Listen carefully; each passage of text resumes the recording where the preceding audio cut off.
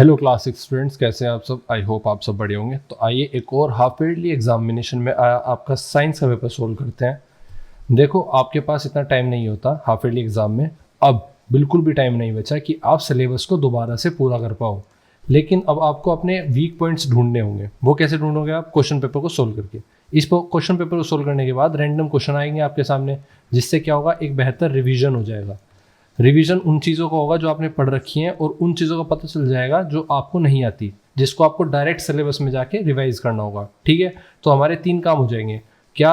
एक तो हम बेहतर तरीके से रिवीजन कर पाएंगे, दूसरा मोस्ट इम्पोर्टेंट क्वेश्चंस हमें पहले से मिल जाएंगे जिसकी हम प्रैक्टिस कर पाएंगे, और जो क्वेश्चन हमें नहीं आते और इम्पोर्टेंट है वो सिलेबस में जाके रिवाइज करेंगे। और लास्ट, आपको पेपर को सोल्व करने की अप्रोच समझ में आ जाएगी, जो कि मोस्ट इंपॉर्टेंट होता है हाफ ईयरली और फाइनल जैसे एग्जामिनेशन में, क्योंकि वहाँ पर ज़्यादा समय तक आपको बैठना पड़ता है और पेपर को सोल्व करने की अप्रोच आपको आनी चाहिए, जो आपका कॉन्फिडेंस बिल्ड करती है और आपका पेपर में बेटर परफॉर्म कराती है आपको। ठीक है, तो क्लास 6 बिना टाइम वेस्ट किए आइए अपना क्वेश्चन पेपर सोल्व करते हैं। Welcome to Concept Wise YouTube channel. अच्छा, इस क्वेश्चन पेपर की पीडीएफ आपको चाहिए और इसका सॉल्यूशन चाहिए, तो आप हमारे चैनल को सब्सक्राइब करने के बाद हमारी मेंबरशिप ज्वाइन कर सकते हैं, जिसके बाद आपको सभी चीज़ें एक साथ मिल जाएंगी। आपकी क्लास का हर सोल्व पेपर मिल जाएगा, जितने भी अब तक हमने सोल्व कर दिए हैं, और बाकी जो नहीं करे और हमारे पास अवेलेबल है वो सब क्वेश्चन पेपर आपको मिल जाएंगे। ठीक है, सेक्शन ए की तरफ बढ़ते हैं। ऑब्जेक्ट टाइप क्वेश्चन आपके सामने। ऑब्जेक्टिव टाइप ये बेसिकली होता है, इसके अंदर 4 ऑप्शन आपको मिलेंगे, जिसमें एक सही होगा, बाकी गलत। तो देख लेते हैं। क्वेश्चन 1 कहता है, given below are steps of scientific method, select the option which gives the correct sequence और ऑर्डर ऑफ दीज स्टेप्स। तो बेसिकली आपको साइंटिफिक मेथड के स्टेप्स दिए गए हैं।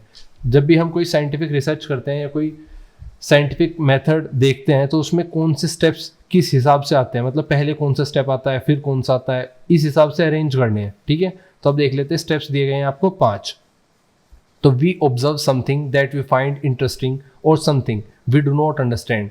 एक पॉइंट ये है आपको कि आप कुछ चीज़ ऑब्जर्व करते हो कि वो बहुत इंटरेस्टिंग तो है कोई चीज़, और उसके बारे में आप जानना चाहते हो, लेकिन आपको समझ में नहीं आता करना क्या है। Something we do not understand, जिसको हम नहीं समझते ये है क्या, लेकिन वो इंटरेस्टिंग भी है। एक पॉइंट है कि we then try to analyse the results to see if it actually answers our question. तो क्या हमारे क्वेश्चन का ये आंसर दे रहे हैं? हम इस सवाल को सोल्व करने का ट्राई करते हैं। हम ट्राई करते हैं कि ये एनालाइज करें, क्या हम इस पूरे साइंटिफिक मेथड को, एक्सपेरिमेंट को एनालाइज करते हैं, इसका रिजल्ट क्या एक्चुअली हमारे क्वेश्चंस का आंसर दे रहा है। तीसरा पॉइंट है, this makes us wonder and perhaps think of a question about it. तो हम इसके बारे में वंडर मतलब चौकित, आश्चर्यचकित हो जाते हैं और फिर सोचने लगते हैं कि क्या, perhaps think of a question about it, और इसके बारे में काफ़ी सारे क्वेश्चन अपने दिमाग में आने लगते हैं। चौथा पॉइंट है, then we guess a possible answer to that question. फिर हम गैस करते हैं कोई एक पॉसिबल आंसर हो सकता है उस क्वेश्चन का जो हमारे दिमाग में है। We test this guess through experiments और मोर ऑब्जर्वेशन। और फिर हम इस टेस्ट को गैस करते हैं किसके थ्रू? एक्सपेरिमेंट्स के थ्रू और मोर ऑब्जर्वेशन, और ज़्यादा ऑब्जर्व करके। तो कौन सा पॉइंट किसके बाद आएगा? देखो, दिए गए 5 स्टेप्स को सही क्रम में लगाना है आपको। तो साइंस में पहले हम क्या करते हैं? ऑब्जर्व करते हैं, फिर क्वेश्चन बनता है, उसके बाद हम गैस या हाइपोथेसिस बोलते हैं इसको, वो करते हैं, उसके बाद एक्सपेरिमेंट होता है, फिर रिजल्ट की तरफ बढ़ते हैं। तो आपका आंसर होगा, देखो फर्स्ट में ऑब्जर्वेशन की बात की गई है, तो पहला ऑप्शन पहले आएगा। ठीक है, कोई भी कलर सही नहीं चल रहा है, तो फर्स्ट पहले आएगा। फिर ऑब्जर्वेशन के बाद क्या होता है आपको पता है? क्वेश्चन, सवाल खड़ा होता है। तो थर्ड ऑप्शन में देखो, makes us wonder and perhaps think of a question about it. तो ये हमारे दिमाग में क्वेश्चन खड़े करता है, थर्ड पॉइंट आएगा। इसके बाद कौन सा पॉइंट आता है? देखो, then we guess a possible answer to that question. फिर हम गेस करते हैं उसका आंसर बिना किसी एक्सपेरिमेंट के, क्या पॉसिबल आंसर हो सकता है, तो फोर्थ पॉइंट आ जाएगा।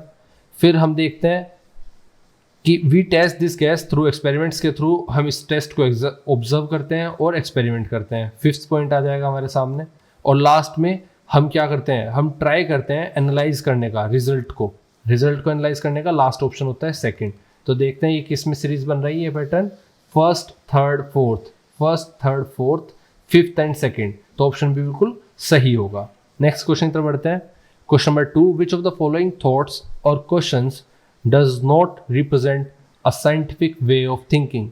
इनमें से ऐसा कौन सा ऑप्शन है जो साइंटिफिक तरीके से सोचा गया नहीं होता?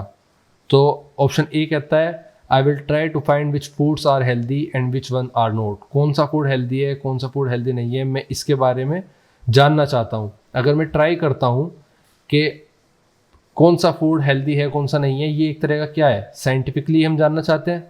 B why am I getting a burning sensation in my stomach. ये सवाल कि हमारे पेट में एक जलनशील एक तरह से बर्निंग सेंसेशन क्यों होती है हमारे स्टमक में, ये क्या है, ये भी अपने आप में साइंटिफिक क्वेश्चन है। C God has created the world. God ने वर्ल्ड को क्रिएट किया है, बेसिकली ये भी एक साइंटिफिकल क्वेश्चन है। D does God exist. Does God exist करते हैं नहीं है, ये अपने आप में कोई साइंटिफिकल क्वेश्चन नहीं है, तो ऑप्शन डी बिल्कुल सही होगा। नेक्स्ट क्वेश्चन की तरफ बढ़ते हैं, question number 3। Which of the following is different from the group. तो इनमें से आपको बताना है कि कौन सा ऑप्शन ग्रुप से अलग है। Option A mango leaf, B neem leaf, C rice leaf और डी तुलसी लीफ। देखो यहाँ पर ऑप्शन सी राइस लीफ सही होगा। क्यों? क्योंकि ये ग्रुप से अलग है। और अलग क्यों है? क्योंकि ये मोनोकोट होती हैं। मोनोकोट का मतलब है जिसके अंदर सिर्फ एक सीड होता है। लॉन्ग नैरो पैरेलल वेन्स होती हैं, बाकी सब डाइकोट हैं और ब्रॉड लीव्स होती है इनकी, ठीक है। इसकी क्या होती है? नैरो लीव्स होती हैं, इन सब की ब्रॉड लीव्स होती हैं ऐसी, और ये डाइकोट होती हैं, ये सिर्फ मोनोकोट होता है। क्वेश्चन 4 पर आते हैं, shrubs have a dash. Shrubs के पास क्या होता है? Option A woody stem, B hard stem, C soft and green stem, D long and thick stem. तो आपको पता है श्रब्स के पास क्या होता है, कौन सी स्टेम्स होती हैं श्रब की? श्रब्स के पास होती है छोटी पर वुडी स्टेम्स, ब्रांचेस नीचे से आती हैं। तो इसमें ऑप्शन आपका ए बिल्कुल सही होगा, woody stem. Question number 5, proteins dash. Proteins क्या करते हैं? Build our body, build our bone, provide energy और प्रिवेंट डिजीज। तो आपको पता है प्रोटीन बॉडी बनाता है, ऑप्शन ए बिल्कुल सही होगा। 6th पर आते हैं, which of the following is a protective food. कौन सा फूड इसमें प्रोटेक्टिव फूड है? ऑप्शन ए राइस, ग्लूकोज, टोमेटो और व्हीट। तो आपको पता होना चाहिए कि प्रोटेक्टिव फूड का मतलब है वाइटामिन्स मिनरल से रिच हो, कोई फ्रूट या वेजिटेबल जो वाइटामिन्स मिनरल्स से रिच हो, क्योंकि ग्लूकोज हमारा एनर्जी प्रोवाइड कराता है, राइस और व्हीट कार्ब्स देते हैं जो शरीर में जाकर ग्लूकोज बनाते हैं जिससे हमें एनर्जी मिलती है। लेकिन हमें प्रोटेक्टिव फूड वो होता है जो हमें बीमारियों से बचाता है। वो कौन सा है? जिसके अंदर वो फ्रूट्स एंड वेजिटेबल्स जो हमें बीमारियों से बचाते हैं, जिसके अंदर वाइटामिन्स और मिनरल्स ज़्यादा होते हैं। तो विटामिन्स और मिनरल्स रिच फूड कौन सा है? आपका टोमेटो। ऑप्शन सी वो सही होगा। क्वेश्चन नंबर 7 पर आते हैं, which of the following can not be considered as part of biodiversity in our school campus. Option आपके पास 4 है, different types of plants and trees, variety of insects, fungi और प्लेग्राउंड्स। ऑप्शन सी डी बिल्कुल सही होगा, playgrounds. ये कोई part of biodiversity का पार्ट नहीं कंसिडर किया जाता। बायोडाइवर्सिटी का मतलब है जिसके अंदर जीवित किसी जीव के बारे में बात होती है तो वो बायोडाइवर्सिटी का पार्ट कहलाता है, जैसे different types of plants and trees, fungi और insects. Question number 8, which of the following feature present in a fish can not be considered as its adaptation with respect to its habitat.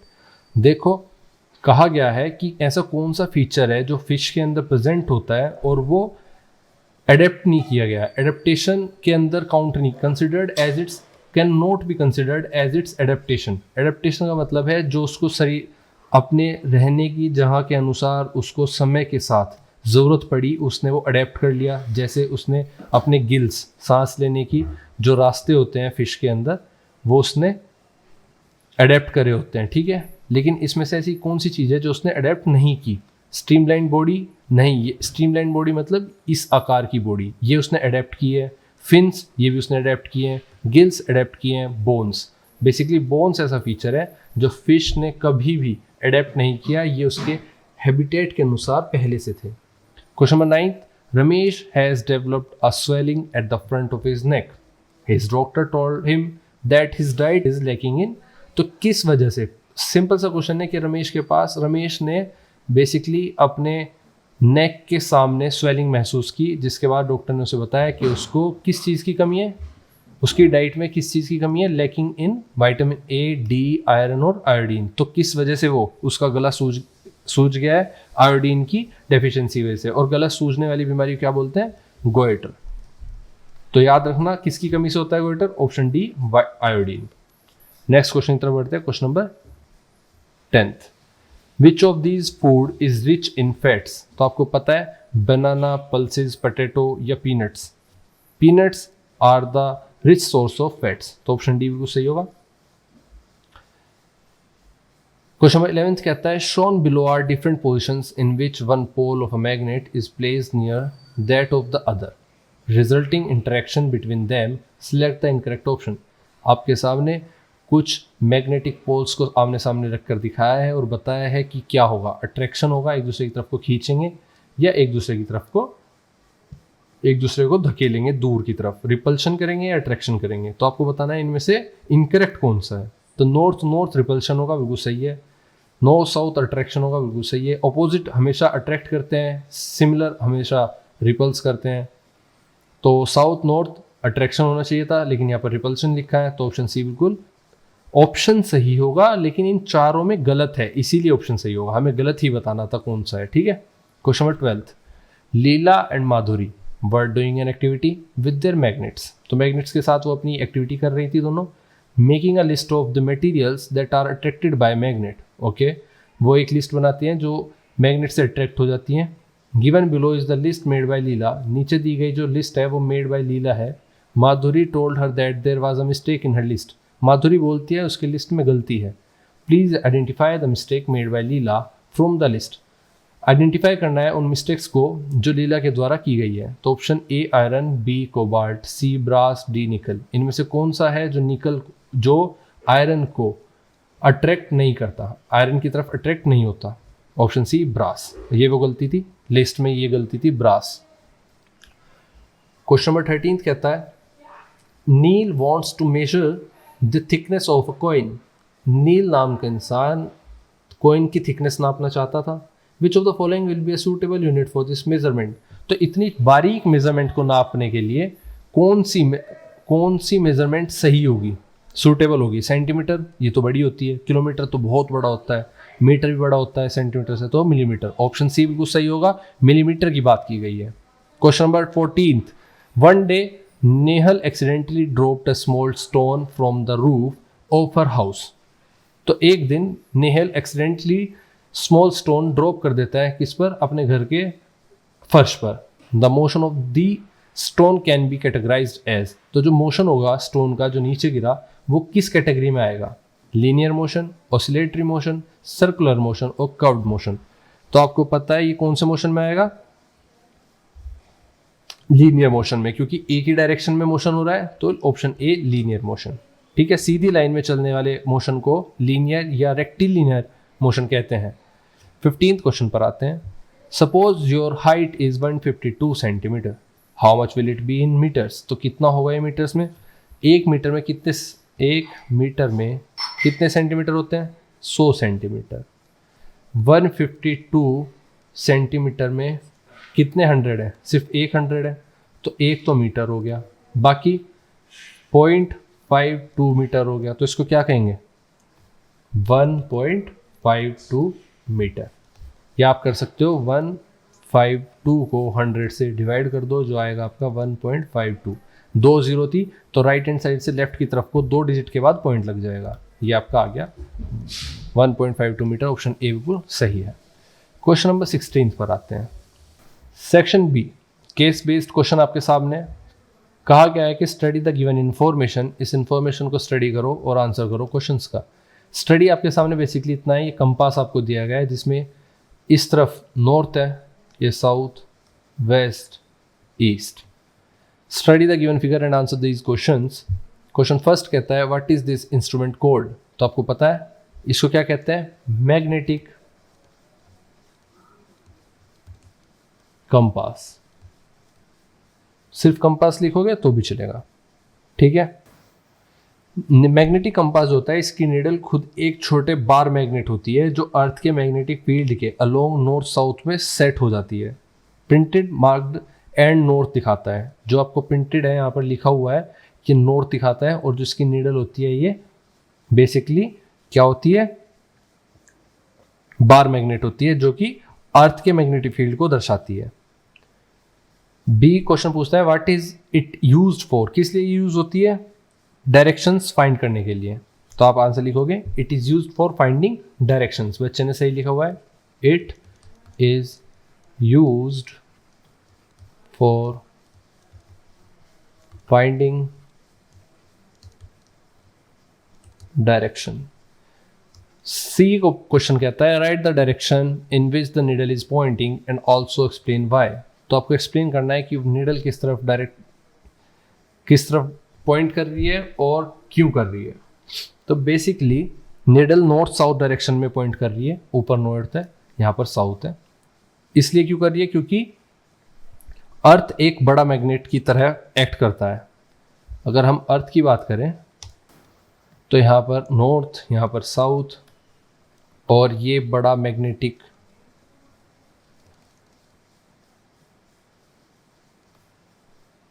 पोल की तरह काम करता है। अब अगर हम इसमें कहीं पर भी कंपास रखेंगे तो जो मैग्नेटिक निडल है वो किस तरफ पॉइंट करेगी, नॉर्थ की तरफ पॉइंट करेगी, और नीचे साउथ की तरफ। ठीक है, मैग्नेट की तरह एक्ट करता है और निडल उसके फील्ड के अलोंग अलाइन हो जाती है। मैग्नेटिक फील्ड कैसे होता है, देखो मैग्नेटिक फील्ड ये आपका मैग्नेटिक फील्ड है।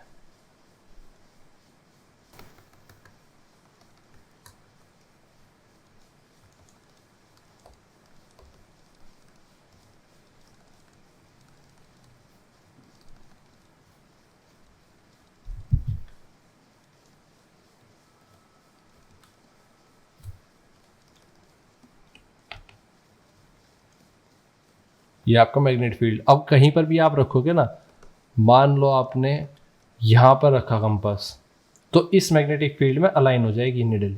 समझ गए, इस मैग्नेटिक फील्ड में निडल अलाइन हो जाएगी। यहाँ पर नॉर्थ दिखाएगा, यहाँ पर साउथ, तो वो मैग्नेटिक फील्ड होता है उसमें अलाइन हो जाती है। अगर यहाँ पर रखोगे तो यहाँ पर जो लाइन आ रही होगी मैग्नेटिक फील्ड की, जो उसका अट्रैक्शन होगा उस तरफ।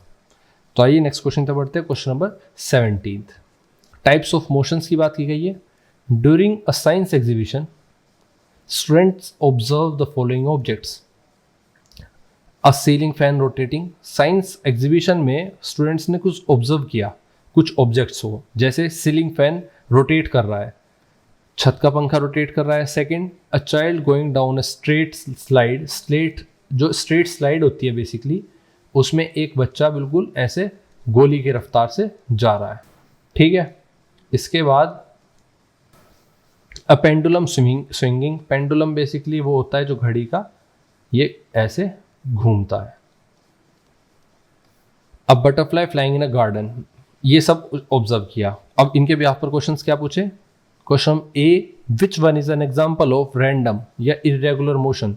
तो कौन सा एग्जाम्पल है रैंडम और इरेगुलर मोशन का। इरेगुलर मोशन का मतलब है कभी इधर कभी उधर, कोई पैटर्न नहीं है किस तरफ जाना है। तो मोशन, और वो भी इरेगुलर कौन करता है, बटरफ्लाई करती है। तो ऑप्शन फोर्थ, रैंडम मोशन का एग्जाम्पल हुआ आपका बटरफ्लाई फ्लाइंग, रैंडम और इरेगुलरली। तो ऑप्शन ए का आंसर फोर्थ हुआ। Second, which one shows periodic motion. Periodic motion का मतलब है पेंडुलम जो स्विंग कर रहा है आपका, वो पीरियडिक मोशन कहलाएगा। तो ऑप्शन थर्ड, इसका थर्ड। बच्चे ने बिल्कुल सही लिखा है। नेक्स्ट, सी पार्ट पूछता है identify the type of motion in the first two cases. तो फर्स्ट टू केसेस में कौन से मोशंस हैं। पहला, सीलिंग फैन रोटेट कर रहा है, तो कौन सा, सर्कुलर मोशन। बिल्कुल सही लिखा है, सर्कुलर मोशन। और दूसरा, a child going down a straight line. तो स्ट्रेट लाइन में मूव करने वाला मोशन कौन सा होता है, लीनियर मोशन। ठीक है, तो फर्स्ट का ये रहा और सेकंड का ये रहा। नेक्स्ट क्वेश्चन नंबर 18 पर आते हैं। 18 पूछता है a boy walks 3 kilometre in the morning and 2.75 kilometre in the evening, find the total distance he covers in metres. तो बेसिकली 3 किलोमीटर वो सुबह चलता है, 2.5 किलोमीटर वो 75 किलोमीटर शाम को चलता है। कितना हो गया, 5.75 किलोमीटर। 1 किलोमीटर में 1000 मीटर होते हैं, तो 1 किलोमीटर के बजाय कितना बनाना है, 5.75। कैसे बनेंगे, मल्टीप्लाई कर देंगे। तो इस तरफ भी 1000 में किसकी मल्टीप्लाई हो जाएगी, 5.75 की। आंसर आ जाएगा आपका 5750 मीटर। 5750 मीटर बच्चे ने बिल्कुल सही लिखा है। इसको पेपर में कैसे करेंगे, आइए इजी वे में समझते हैं। क्या पूछा, 3 किलोमीटर 2.75 किलोमीटर, टोटल हुआ 5.75 किलोमीटर। ठीक है, 1 किलोमीटर इक्वल टू 1000 मीटर। अब 1 किलोमीटर में 1000 मीटर है, तो 5.75 किलोमीटर में कितने मीटर होंगे। अब ये कैसे आया, 1 से मल्टीप्लाई करके, तो यहाँ पर 1000 था पहले से 1 के साथ, अब 5.75 कर देंगे इसके साथ, कितना आ जाएगा, 3 0 है, तो पॉइंट के बाद पॉइंट कितना खिसक जाएगा राइट हैंड साइड, 3 डिजिट के बाद, तो 5.75 था, 3 डिजिट खिसकेगा, 1 2 और 3 है नहीं, 0 लगाएंगे तो पॉइंट कहाँ लगेगा, यहाँ पर, इसके बाद 0, तो पॉइंट के बाद 0 की कोई वैल्यू नहीं होती, तो 5750 मीटर। ठीक है, नेक्स्ट क्वेश्चन देखते हैं। Question number 19, explain how we can find directions with the help of a bar magnet. तो बार मैग्नेट की मदद से आप कैसे डायरेक्शन को फाइंड कर सकते हो, ये आपको बताना है। अब बार मैग्नेट से एक तो हमने कंपास ही देखा, मैग्नेटिक कंपास के अंदर भी बार मैग्नेट होती है और हम कंपास से डायरेक्शन फाइंड कर लेते हैं।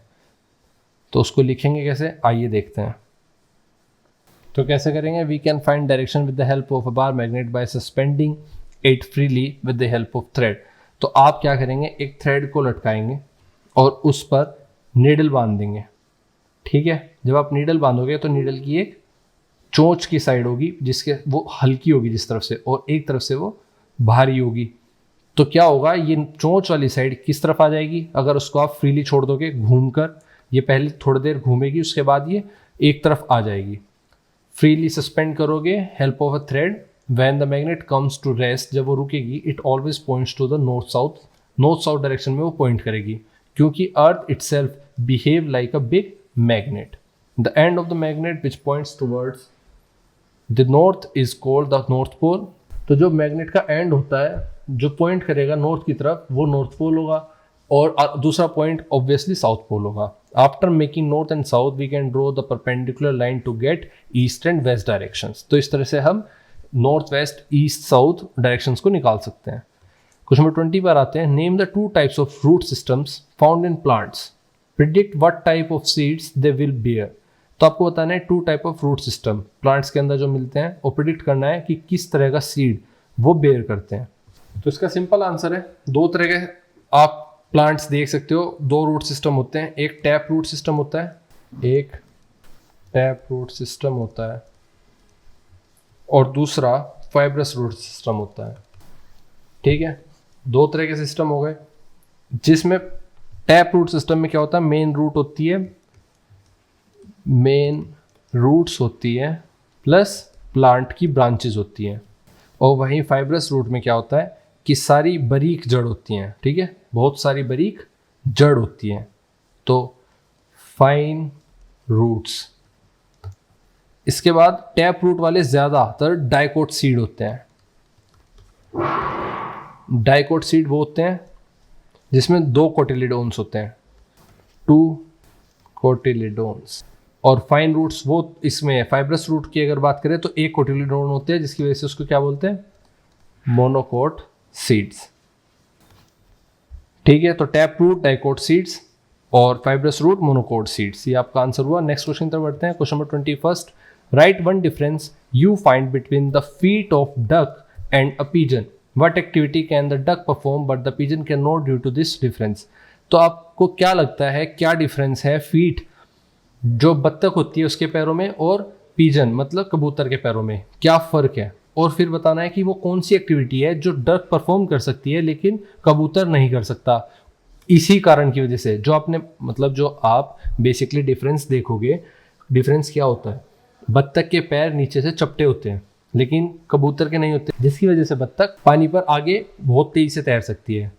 तो इस कारणवश वो एक्टिविटी क्या हो गई, स्विमिंग, और कारण क्या होगा, वही कारण हुआ जो हमने डिफरेंस देखा था। इसको आप कैसे लिखोगे, आइए देखते हैं। डक के कैसे पैर होते हैं, वेब्ड फीट होते हैं, पंजे के पीछे जाली होती है इस तरह, ठीक है, और स्विमिंग कर सकते हैं आराम से। लेकिन पिजन के पैरों के पीछे नहीं होते, नॉन वेब्ड होते हैं और पर्चिंग फीट होती है, पतली पतली बत्ती जैसी उसके पैर होते हैं। तो अब आप इसका प्रॉपर आंसर लिखोगे। डिफरेंस क्या है? डक वेब्ड फीट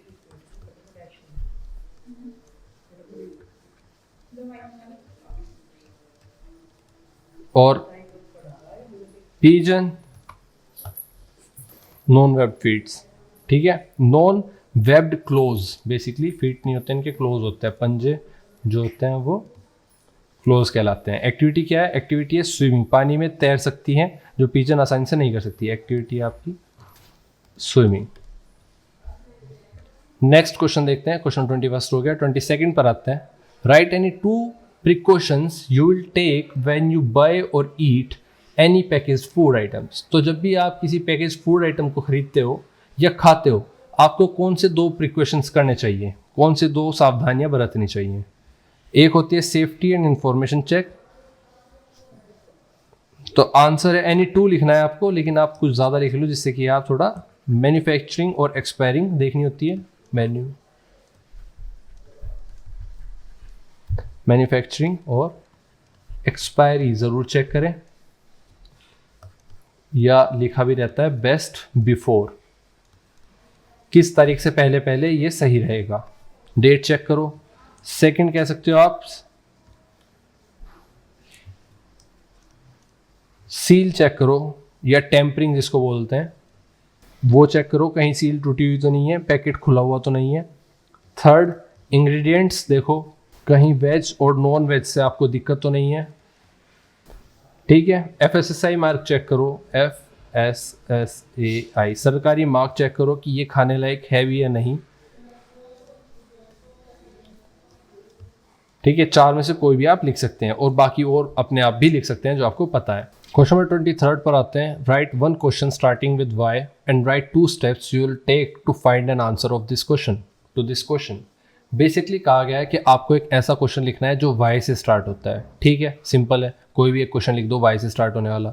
फिर आपको वो 2 स्टेप्स भी लिखने हैं जिसकी मदद से आप उस क्वेश्चन के आंसर तक पहुंचोगे। आइए देखते हैं इसको कैसे कर सकते हैं। देखो, कोई भी एक क्वेश्चन ले लेते हैं, जैसे कि why do clothes dry faster in summer than winter. क्यों जो गीले कपड़े हैं वो गर्मियों में तेजी से सूखते हैं बजाय सर्दियों के। तो इसको आप कैसे लिखोगे?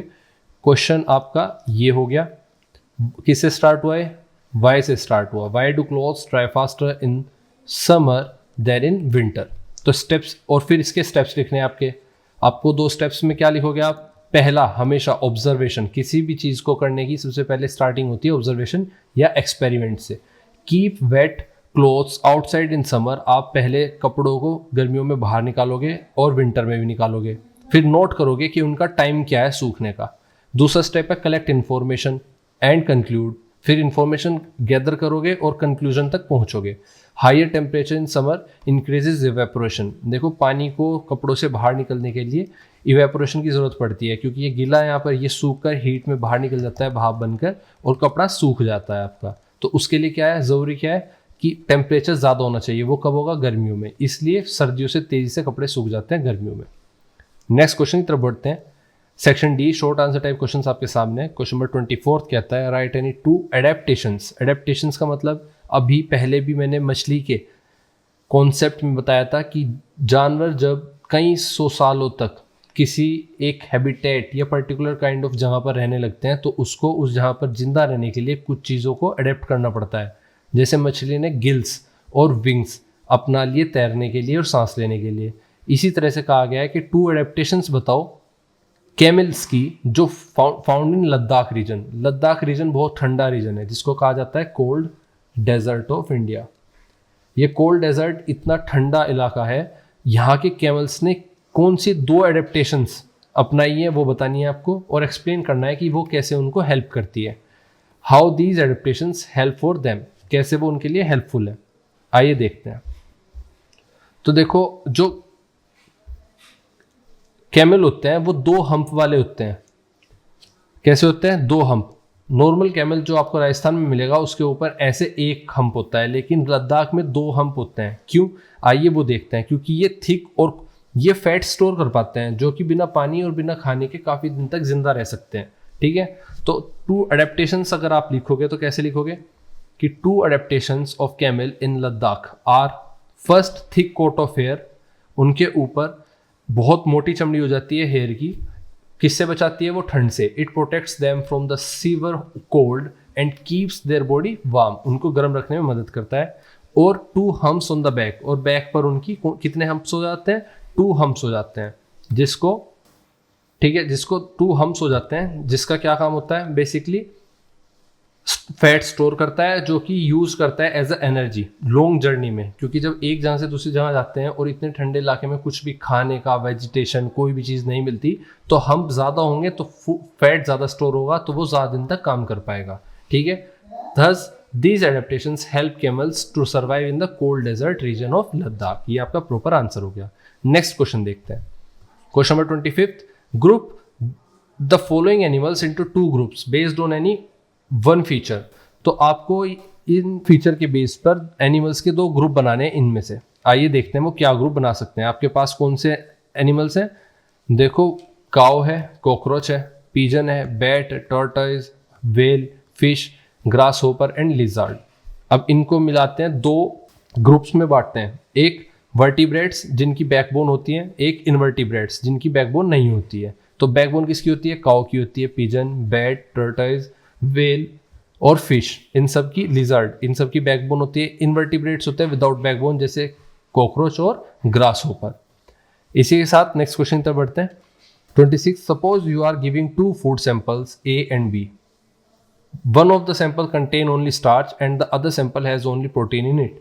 How will you find which sample has protein in it? Explain in detail. तो सपोज करो कि आप 2 फूड सैंपल्स लेते हो A और B, एक के अंदर सिर्फ स्टार्च है और दूसरे के अंदर प्रोटीन है। आप कैसे फाइंड करोगे कि कौन से फूड के अंदर प्रोटीन है, और एक्सप्लेन करो इसको डिटेल। तो टेस्ट करोगे आप, टेस्ट करेंगे हम। To test protein in the sample, सबसे पहले हम क्या देखेंगे, हम पहले सैंपल अपने हाथ में लेंगे। Take the sample and add a few drops of copper sulphate.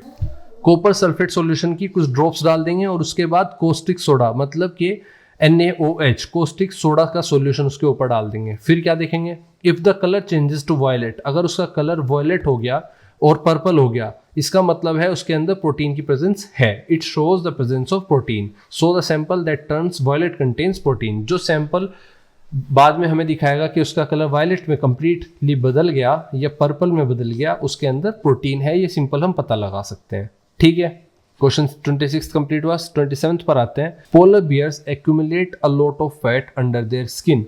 जो पोलर बियर होते हैं, ठंडे इलाकों में, पोलर रीजन में रहते हैं, मतलब अर्थ के ऊपर और नीचे वाला इलाका बिल्कुल ठंडा है। पोलर इलाके हैं, ऊपर नॉर्थ है, साउथ है, इन इलाकों में बियर रहते हैं, उनको पोलर बियर बोलते हैं। वो काफ़ी ज़्यादा स्किन के नीचे फैट स्टोर करके रखते हैं। Why is it important for them, क्यों उनके लिए वो ज़रूरी है, और how is it related to their habitat, और वो उनके हैबिटेट मतलब रहने की जगह के लिए कैसे सूटेबल है। आइए देखते हैं। तो जो पोलर बियर है बेसिकली, तो polar bears have a thick layer of fat under their skin.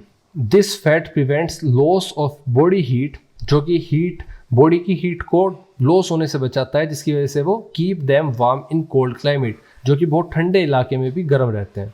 It also provides energy, जो कि उन्हें फैट है तो अपने आप में एनर्जी तो प्रोवाइड करेगा, ये तो स्टोरेज है फैट एनर्जी का। और when food is not available, और जब फूड भी अवेलेबल नहीं होता तो उनके पास एनर्जी रहती है फैट के रूप में stored. Thus it helps them to survive in their cold polar habitat. इस वजह से वो कोल्ड पोलर हैबिटेट में, मतलब बहुत ठंडे जीने के इलाके में रह सकते हैं, ठीक है। 27 कंप्लीट हुआ। आइए नेक्स्ट क्वेश्चन की तरफ बढ़ते हैं। Question number 28, what are food miles. देखो फूड माइल्स क्या होते हैं, इसको समझो। वो फूड जो मीलों दूर तय करके कहीं और से आता है और कहीं और के लोग खाते हैं। फॉर एग्जांपल, इंडिया में कोई फूड ग्रो करता है और इंडिया के बाद वो फूड ट्रैवल करता है पूरा दुनिया, और फिर वो अमेरिका में जाकर बिकता है और अमेरिका के लोग खाते हैं। इसको क्या बोलते हैं, फूड माइल्स। अब right 2 advantages of reducing food mile. Food mile को रिड्यूस करने के एडवांटेजेस लिखो, मतलब अगर हम इस तरह के फूड को रिड्यूस कर दें, कम कर दें खाना, तो उससे क्या एडवांटेज होगा ये बताना है। तो आप प्रॉपर आंसर ये लिखोगे कि फूड माइल्स क्या होते हैं, are the distance food travels from the place where it is grown, मतलब जहां पर उसको बोया गया, जहां पर उसको उगाया गया, वहां से वो काफी ज्यादा डिस्टेंस ट्रेवल करके जाता है और कहीं और उसको खाया जाता है। इसके एडवांटेजेस क्या है, अगर देखें कि हम इसको अगर कम करना चाहें, रिड्यूस करना चाहें, तो उसके एडवांटेज क्या होंगे। एक तो जब ट्रेवल करता है एक जगह से, अमेरिका इंडिया से कोई फूड ट्रेवल कर कर अमेरिका जा रहा है, तो उसमें एयर पोल्यूशन कहीं ना कहीं हुआ होगा, ट्रांसपोर्टेशन हुआ होगा, तो एक तो हमारा ट्रांसपोर्टेशन बच जाता है, फ्लाई करके जाता है अमेरिका तक, ठीक है। तो क्या हुआ हमारा, it reduces air pollution and fuel usage, तो फ्यूल का यूज़ होना और पोल्यूशन बचेगा, which is good for the environment, एक एडवांटेज ये हो गई। दूसरा, we get fresh and healthy food. देखो जब अमेरिका में या इंडिया में उगा हुआ फूड ट्रैवल करके दूसरी जगह नहीं जाएगा, तो वहीं ये जो कई दिन से ट्रैवल कर रहा है तो पुराना फूड हो गया, ये नहीं जाएगा तो यहीं पर उगा हुआ फूड खाएंगे लोग, और वहीं पर उगा हुआ फूड खाएंगे तो फूड क्या मिलेगा, तेज़ी से मिलेगा, जो कि होगा फ्रेश एंड हेल्दी। तो we get fresh and healthy food, and इससे क्या होगा, लोकल फार्मर्स को भी सपोर्ट मिलेगा, तो it supports local farmers, it also supports local farmers. तो इस तरह से आप अपना प्रॉपर आंसर लिखोगे, ठीक है। ये होता है फूड माइल्स और इसके कम करने की एडवांटेज। आई होप आपको समझ में आया होगा और ये पेपर आपको एग्जाम में बहुत मदद करेगा। अगर आपको ये पीडीएफ चाहिए तो आप हमारी मेंबरशिप को ज्वाइन कर सकते हो, और ये सब्सक्राइब के बराबर में ही इसका ज्वाइन करने का ऑप्शन होता है। आपका कौन सा पेपर बचा है अभी, आप कमेंट्स में बता सकते हो। ये वीडियो अपने दोस्त में शेयर कर दो, अपने दोस्तों में शेयर कर दो, अपने कलीग्स में शेयर कर दो, वीडियो को लाइक कर दो और चैनल को सब्सक्राइब कर दो। मिलते हैं आपसे आपकी क्लास के नेक्स्ट क्वेश्चन पेपर को सोल्व करते हुए। तब तक के लिए बाय दोस्तों, और all the best for your upcoming exam.